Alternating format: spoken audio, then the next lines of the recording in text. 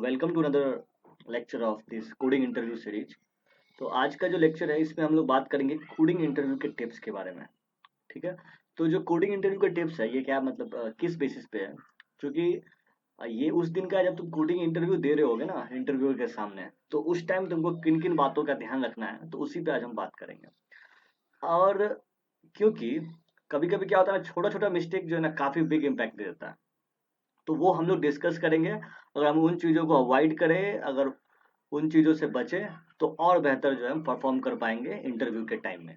ठीक है। तो चलो देखते हैं जो पहला टिप नंबर 1 क्या है। तो अभी जो फर्स्ट टिप है कोडिंग इंटरव्यू टिप्स के लिए, तो वो क्या है ना कि अभी सारा इंटरव्यू कैसा हो रहा है, ऑनलाइन हो रहा है ना। तो ऑनलाइन कोडिंग इंटरव्यू के टाइम में सबसे फर्स्ट थिंग इंपॉर्टेंट है कि तुम्हारा इंटरनेट कनेक्टिविटी काफ़ी अच्छी होनी चाहिए। अब जो इंटरनेट कनेक्शन है, अभी मोबाइल से क्या होता है कभी कभी लैग करता है, तो या तो ऐसे जगह पे मोबाइल को रख दो जहाँ पे इंटरनेट बढ़िया से चले, या जो तुम वाईफाई लियो तो उसकी कनेक्शन जो है चेक कर लो एक बार, एक बैकअप रखो, पावर बैकअप रखो, कनेक्शन रखो। तो ये पहला टिप है कि उस टाइम जो है ना ये सब चीज़ तुम पहले से रेडी करके रखो। अब दूसरा टिप क्या है ना कि अब तुमको क्या है ना कि तुम एटलीस्ट फैमिलियर हो किसी सॉफ्टवेयर से। अभी क्या होता है कि ऑनलाइन इंटरव्यू तुम्हारा या तो माइक्रोसॉफ्ट टीम पे लेता है, या तो वेबएक्स पे लिया, या तो जूम पे लिया, कोई भी ऑनलाइन इंटरव्यू है। ठीक है। तो वहां पे तुम क्या करोगे, उन सारे सॉफ्टवेयर से फैमिलियर हो। अभी मान लो तुमको स्क्रीन शेयर करने के लिए बोल दिया, अब वहां पे बोलेगा माइक पे बोलने के लिए और तुमको समझाने के लिए, तो तुमको एटलीस्ट पता होना चाहिए कि कैसे क्या करना है, ताकि तुम अपना परफॉर्मेंस बेस्ट दे पाओ। और दूसरा चीज ना आईडी। अब बोलेगा कि आईडी से क्या फैमिलियर हो, अभी देखो कि बहुत सारा आईडी है। ठीक है। तो ऑनलाइन के लिए अब उस आईडी पे लाइव कोडिंग होता है कभी कभी। तो जैसे कि तुम्हारा कोडर बाइट हो गया या हैकर रैंक का कोडर पेड हो गया, तो ये सब क्या है ना कि आईडी है, या तुम्हारा कोडिलिटी हो गया कोड लाइव के लिए। तो ये सब आईडी पे जो है ना कोडिंग इंटरव्यू मेनली कंडक्ट होते हैं, या कोई और आईडी, तो उससे फैमिलियर हो। या कभी कभी बोल दिया जाएगा कि तुम नोटपैड पे ही लिखो, या उसके चैट बॉक्स में ही लिखो, या कोई अपना जो तुम्हारा लोकल आईडी होगा तुम्हारे कंप्यूटर में उस पे बोल दिया जाएगा प्रोग्राम करने के लिए, या किसी ऑनलाइन आईडी या तो कोडसेप क्योंकि एक्सप्रेस से कहीं पे भी अगर बोल दिया जाए, तो एटलीस्ट आईडी से तुम फैमिलियर हो कि कैसे तुमको करना है कोड। ठीक है।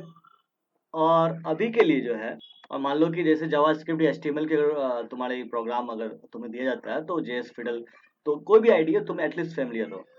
तो अभी नेक्स्ट टिप का बात करेंगे। तो नेक्स्ट टिप में क्या है कि अब सॉरी, तो इसको मैं क्लियर कर देता हूँ। ओके। तो नेक्स्ट टिप में क्या है ना कि अब तुमको क्या होता है कभी कभी कोडिंग इंटरव्यू में वो जानना चाहते हैं कि तुम जो एग्जाम दिए थे अभी भी 2 राउंड 3 राउंड दे के तुम कोडिंग इंटरव्यू राउंड तक पहुंचे हो, तो तुम्हारा कुछ ना कुछ प्रॉब्लम आया होगा जो तुम क्वेश्चन सॉल्व किए होगे। तो क्वेश्चन तुम सॉल्व किए हो तो एटलीस्ट वो लोग तुमसे पूछते हैं कि कोई प्रॉब्लम स्टेटमेंट तुमको पता है कि नहीं, या कैसे सॉल्व किए थे। तो उसके बारे में तुम याद रखो कि तुम्हारा प्रॉब्लम स्टेटमेंट क्या आया था, और उससे तुम एटलीस्ट तुम उसको बता सको ये प्रॉब्लम स्टेटमेंट आया था और ये मैंने अप्रोच से उसको सॉल्व किया था। अभी जो भी अप्रोच से तुम सॉल्व किए थे ना, तो वो तुम उसको एक्सप्लेन कर सको। ठीक है। और मे बी सेम क्वेश्चन वो लोग पूछ दे कि तुम जो क्वेश्चन बनाए थे वो अभी बनाओ। अभी जैसे बोलेगा कि 1 से लेके n तक ना रेंज ऑफ प्राइम नंबर तुमको प्रिंट करना है। तो अभी तुम कौन सा अप्रोच यूज किए थे, अभी सीवा फिरोस्टोस्टिनिस वाला यूज किए थे, या नॉर्मल तुम ऐसे करके किए थे। तो जो एल्गोरिदम तुम यूज करके बनाए थे वहां पे, तो तुम उसको वहां पे भी कर सको। क्योंकि ऐसा नहीं है कि तुम वहां पे कर दिया अभी इंटरव्यू के टाइम में नहीं कर पाओ तो फिर प्रॉब्लम हो जाएगा। और उसकी टाइम कॉम्प्लेक्सिटी क्या है ये बता पाओ। तो ये चीज काफी इंपॉर्टेंट हो जाता है कि कोई भी अगर तुम्हारा कोडिंग इंटरव्यू है, तो जो भी प्रॉब्लम तुम्हारे आए हुए थे प्रीवियस राउंड में, उस पर तुम्हारी अच्छे से पकड़ होनी चाहिए। ठीक है। अब अगला टिप क्या है कि इंटरव्यूअर से इंटरैक्टिव हो। अब कोई भी प्रॉब्लम तुम अप्रोच कर रहे हो, अब मान लो कि इंटरव्यूअर ने तुम्हें क्वेश्चन दे दिया, तो उससे इंटरेक्टिव होना पड़ेगा। क्योंकि वो मेनली चेक क्या कर रहा है ना कि इंटरव्यूअर तुम्हारा प्रॉब्लम सॉल्विंग स्किल चेक करना चाह रहा है, तुम क्वेश्चन को कैसे अप्रोच कर रहे हो, तुम कैसे थिंक कर रहे हो। तो मेनली वो देखता है, वो नहीं देखता कि तुम्हारा फाइनल आउटपुट आ रहा है कि नहीं।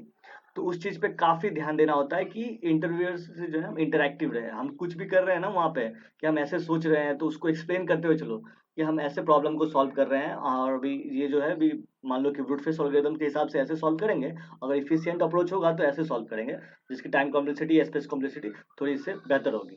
तो इस हिसाब से तुम इंटरव्यूअर से इंटरेक्टिव करो। और दूसरा चीज है क्या, कभी कभी क्या होता है कि प्रॉब्लम समझ में नहीं आता है, तो इंटरेक्टिव रहोगे तभी तुम पूछ पाओगे कि सर यहाँ पे प्रॉब्लम क्या है, ऐसे तो वो समझा देंगे। और ताकि तुम प्रॉब्लम समझ पाओगे तभी तो क्वेश्चन बना पाओगे। अभी जैसे इनपुट समझना काफी इंपॉर्टेंट होता है, किस टाइप का इनपुट है, कैसा इनपुट लेना है, तो वो सब चीज तुमको इंटरव्यूअर से बात करते रहना पड़ेगा। अभी नेक्स्ट टिप का बात करते हैं ना, तो प्रॉब्लम को अंडरस्टैंड करो तुम। अब जो कोई सा भी क्वेश्चन मिला तो सबसे पहले क्या होता है कि क्वेश्चन समझो, ऐसा नहीं कि क्वेश्चन मिला धड़ाधड़ बनाने लगे। पूरा क्वेश्चन बोलने दो, उसको समझो, और उसके बाद जो है नेक्स्ट प्रॉब्लम पे जाओ। अब क्या है कि जब तुम प्रॉब्लम समझ लेते हो ना, तब उसको बनाना तुम स्टार्ट करोगे। अब या तो वो प्रॉब्लम तुम पहले से बना चुके रहोगे, या वो एकदम नया प्रॉब्लम होगा। तो ऐसा नहीं है कि अब मेरे से नहीं हुआ, अभी गिव अप कर दिए। तो ऐसे करोगे तो फिर तुम्हारे चांसेस तो ऑलरेडी कम जाएंगे।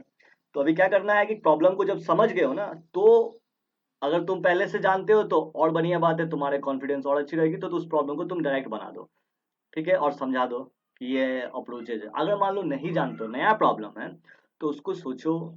उसके बाद जैसे जैसे सोच रहे हो उसको अप्लाई करो, इंटरव्यूअर से बात करो। तो क्या है कि कभी कभी जहां मान लो अटका, तो तुम बात करोगे तो वहां पे तुम जो है उसको कर लोगे। अब नेक्स्ट टिप क्या है ना कि solve it by different approaches.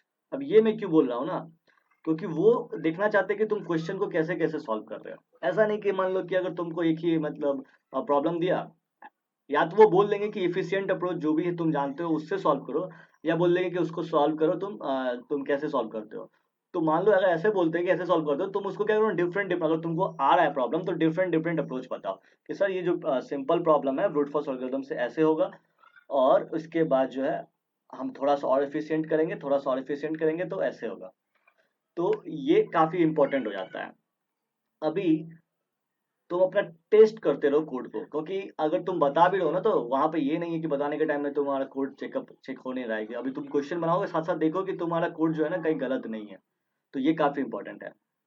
अब ये होने के बाद तो वही है कि लास्ट में बता दो कि सर ये वाला एफिशिएंट है, इसकी टाइम कॉम्प्लेक्सिटी ये है, स्पेस कॉम्प्लेक्सिटी है, जो पहले वाला था वो एफिशिएंट नहीं है। तो फाइनली तुम्हारा कोडिंग वाला पार्ट कंप्लीट हो जाएगा। तो आज का वीडियो में बेसिकली हम लोग टिप्स की बात की है। तो कौन सा टिप, जब तुम इंटरव्यू दे रहे होते हो तो उस समय क्या क्या तुमको ध्यान रखना है, किन किन बातों का ध्यान रखना है, वो काफी इंपॉर्टेंट है। तो पहला इंटरनेट कनेक्शन हो गया, फिर तुम आईडीज या सॉफ्टवेयर से फैमिलियर हो, फिर कोडिंग प्रॉब्लम को समझो, फिर इंटरैक्टिव रहो, प्रॉब्लम को फिर से समझो। कौन से प्रॉब्लम को, कोडिंग प्रॉब्लम को, ओके, जो कि तुम्हारा प्रीवियस राउंड में आया था। तो अभी क्या है कि अभी नया प्रॉब्लम मिलेगा, और डिफरेंट डिफरेंट अप्रोच से बनाओ। और हाँ, कभी-कभी क्या होता है, कोड स्निपेट दिया जाता है। जैसे कि मान लो कि अभी ऊप्स का कॉन्सेप्ट है, तो उसमें क्या होगा, तुमको कोड नहीं करना पड़ेगा। एक कोड दिया जाएगा, उसको बोलेगा कि तुम उसको समझ के उसके आउटपुट बताओ, तो ड्राई रन करके। तो वो सब प्रॉब्लम है, तो अब तुम उसको समझ समझ के बना लो, और वहां पे भी इंटरेक्टिव होके ऐसे इनपुट जाएगा, यहाँ पे ये चीज जाएगा। तो इस टाइप के भी प्रॉब्लम कभी-कभी पूछे जाते हैं। तो ये मैं टेक्निकल इंटरव्यू का नहीं बता रहा हूँ, ये टेक्निकल इंटरव्यू का एक पार्ट है, जो कि कोडिंग वाला पार्ट है, मैं सिर्फ उसको डिस्कस कर रहा हूँ। क्योंकि टेक्निकल इंटरव्यू में तुम्हारा टेक्निकल क्वेश्चंस भी आएंगे, प्रोजेक्ट्स भी आते हैं। तो उसके लिए अगर बोलेगा तो अलग से वीडियो बना देंगे। ठीक है, तो ये टिप हो गया। और अगले वीडियो में हम लोग बात करेंगे ना रोड मैप की। अब तुम तो टिप हो गया एग्जाम के दिन, अब है प्लानिंग करते हैं कि एग्जाम की तैयारी कैसे होगी। तो वो जो रोड मैप है उसमें डिस्कस करेंगे कि कैसे कैसे तुम जो है कंप्लीट जो है कोडिंग इंटरव्यू की तैयारी कर लोगे। तो ये काफी इंपॉर्टेंट है। फिर उसके बाद हम लोग रिसोर्सेज के बारे में बात करेंगे। रिसोर्सेज का मतलब है कि कोडिंग प्लेटफॉर्म, जैसे कि लीड कोड हो गया, इंटरव्यू बिट हो गया, गिग्स फॉर गिग्स हो गया। तो बहुत सारा वेबसाइट है, उसको कैसे इफिशिएंटली यूज किए। ऐसा नहीं कि हम मतलब लाइक क्वेश्चन बनाना स्टार्ट कर दिए। तो आज के लिए बस इतना ही। अगर वीडियो अच्छा लग रहा है तो लाइक करो, दोस्तों के साथ शेयर करो, और thanks for watching. Please do subscribe the channel. और इंग्लिश वाले लेक्चर पे डेटा स्ट्रक्चर एंड एल्गोरिथम का कोर्स आने वाला है, तो उसको भी जाके सब्सक्राइब करो।